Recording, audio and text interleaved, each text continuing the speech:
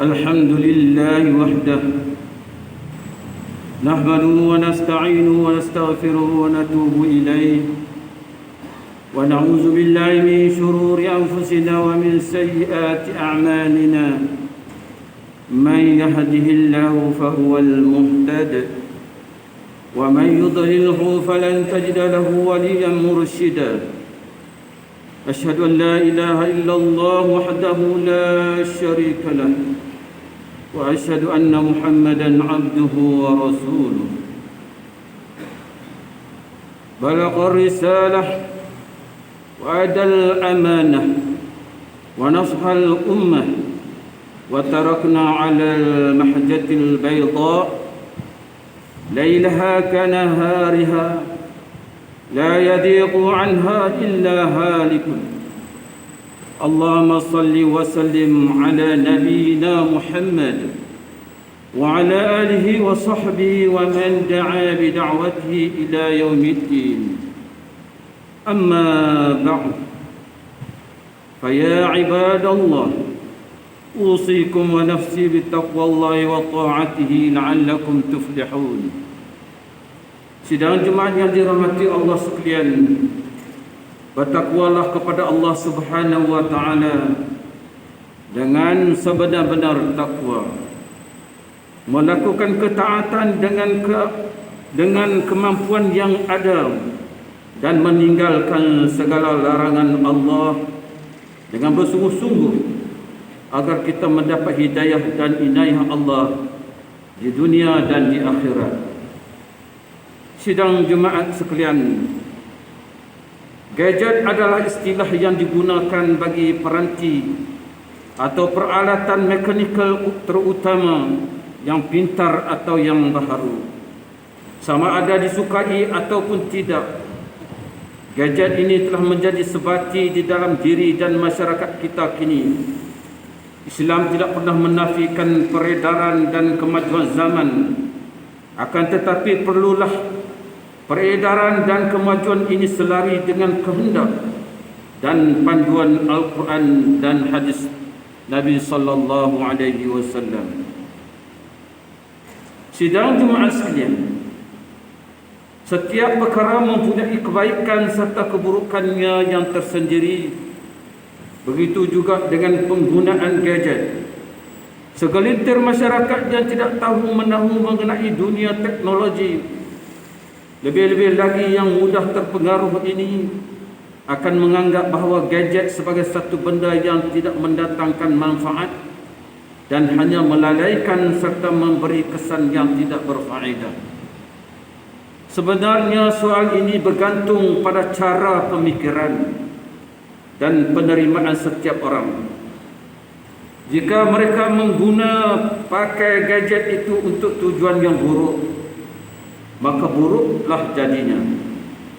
Dan jika ia digunakan untuk kebaikan, maka kebaikan tersebut bukan sahaja boleh dinikmati di dunia, bahkan di akhirat juga.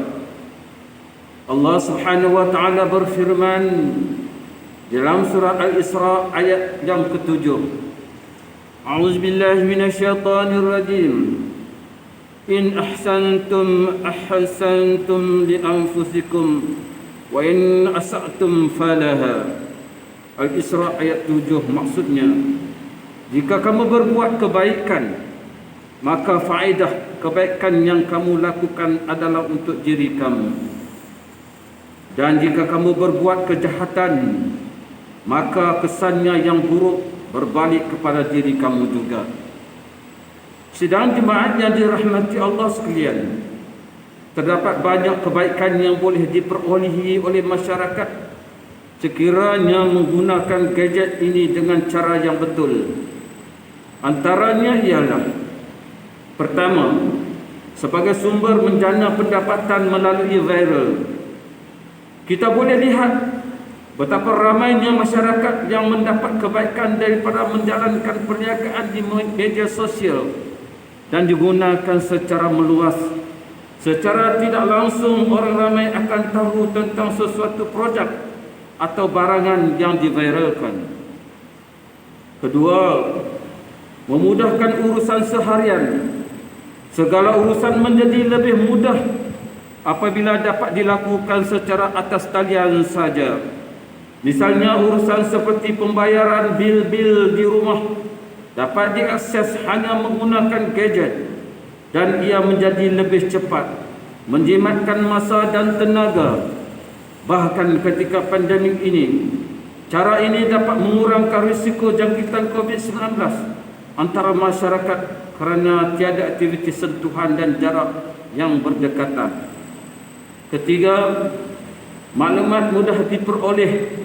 Kemudahan internet kini boleh dinikmati oleh setiap orang.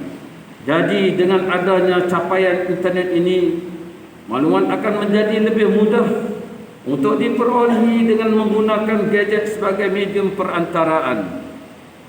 Muslimin sidang Jumaat sekalian, walaupun terdapat banyak sisi kebaikan dari penggunaan gadget ini di dalam masyarakat, ianya juga terdapat keburukan jika tidak dikawal penggunaannya. Misalnya, terdapat ramai dari masyarakat kita yang menjadikan gadget ini sebagai wadah untuk menyampaikan maklumat-maklumat palsu, menyebarkan fitnah, melakukan penghinaan kepada orang lain, serta berbagai lagi kesalahan dan dosa yang dilakukan tanpa segan silu.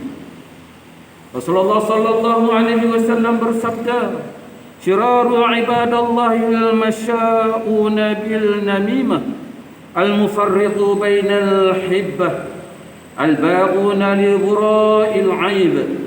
Maksudnya, sejahat-jahat hamba Allah Subhanahu wa taala ialah mereka yang berjalan membawa mulut, iaitu mengadu domba, yang suka memecah belahkan antara orang-orang yang berkasih sayang, yang melampau dan mengenakan keburukan serta aib terhadap orang-orang yang suci dengan kata-kata yang jahat. Perlulah diingatkan jika terdapatnya istilah amal jariah, amalan baik yang mengalirkan pahalanya di dalam kubur, maka begitu juga terdapat istilah maksiat jariah, amalan yang buruk yang mengalir dosanya di dalam kubur. Sebagai contoh ialah seorang yang berkongsi sesuatu video atau gambar yang terdedah aurat dan menggairahkan, maka selagi mana ianya dikongsikan bersama orang lain, maka selagi itulah si pengirim mempunyai saham dosa atas perkongsian yang dilakukan, walaupun ianya dilakukan di atas niat bergurau senda. Ianya tetap merupakan satu dosa yang dikongsi bersama. Sesungguhnya matlamat tidak menghalalkan cara. Sidang Jumaat yang dirahmati Allah Subhanahu wa taala, bersedialah dengan melakukan ibadat kepada Allah Subhanahu wa taala bagi menghadapi hari kebangkitan kelak. Kerana manusia yang paling bijak adalah manusia yang sentiasa menyediakan bekalan untuk hari kematiannya. Maka beruntunglah mereka-mereka yang Allah Subhanahu wa taala dorongkan untuk memilih melakukan kebaikan dan meninggalkan kejahatan di atas segala nikmat yang diberikan. Allah Subhanahu wa taala telah berfirman dalam surah Asy-Syam ayat 7 hingga 10. A'udzubillahi minasyaitonir rajim. Wa nafsin wa ma sawwaha فألهمها فجورها وتقواها قد أفلح من زكاها وقد خاب من دساها.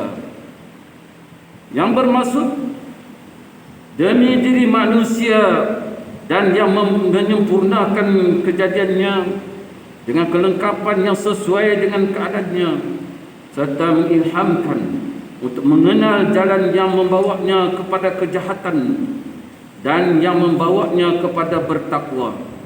Sesungguhnya berjayalah orang yang menjadikan dirinya yang sedia bersih bertambah-tambah bersih dengan iman dan amal kebajikan. Dan sesungguhnya hampalah orang yang menjadikan dirinya yang sedia bersih itu disusut dengan terbenam kebersihannya dengan sebab kekotoran maksiat. بارك الله لي ولكم في القرآن العظيم ونفعني وإياكم بما فيه من الآيات والذكر الحكيم وتقبل مني ومنكم تلاوته إنه هو السميع العليم. أقول قولي هذا واستغفر الله العظيم لي ولكم ولسائر المسلمين والمسلمات والمؤمنين والمؤمنات فاستغفروه فيا فوز المستغفرين ويا نجاة التائبين.